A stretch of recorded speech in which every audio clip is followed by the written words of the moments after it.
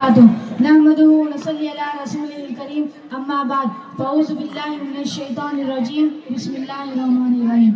آج اس مبارک محفل میں میری تقریر کا عنوان ہے اسلام میں غلاموں کے ساتھ حسن سلوک۔ نبی صلی اللہ علیہ وسلم کی تعلیمات اور سیرت کا یہ روشن پہلو ہے کہ آپ نے غلاموں اور کمزور طبقوں کے ساتھ بے مثال حسن سلوک کا معاملہ فرمایا۔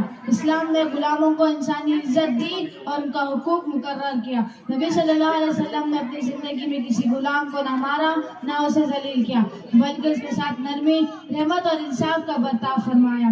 نبی صلی اللہ علیہ وسلم نے فرمایا، تمہارا غلام تمہارا بھائی ہے، انہیں پہناؤ، ان کی طاقت سے اذان پر بوجھ نہ ڈالو، اگر زیادہ کام ہو تو ان کی مدد کرو۔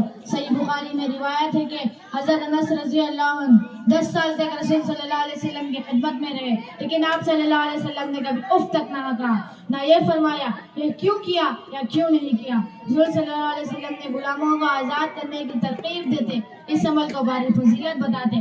رسول صلی اللہ علیہ وسلم نے کئی مرتبہ غلاموں کو آزاد فرمایا اور صحابہ کو بھی اس پر ابھارا۔ اسلام نے غلاموں کے ساتھ اچھا سلوک، ان کی تعلیمات اور تربیت اور ان کے معاشرے کا معزز فرد بنانا اور اپنی تعلیمات کا حصہ بنائے۔ ایک مرتبہ حضرت ابو ذر رضی اللہ عنہ نے اپنے غلاموں کے کچھ کہا تو نبی صلی اللہ علیہ وسلم نے فرمایا، وہی انہیں پہناؤ جو خود پہنتے ہو، وہی انہیں کھلاؤ جو خود کھاتے ہو۔ اس سے معلوم ہوتا ہے اسلام برابری، انصاف اور انسانی عزت کا دین ہے۔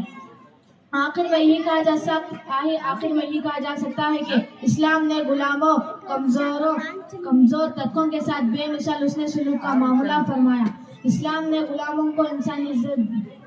اللہ تعالیٰ نے اپنی زندگی میں ان تعلیمات پر عمل کرنے کی توفیق عطا فرمائے۔ آمین۔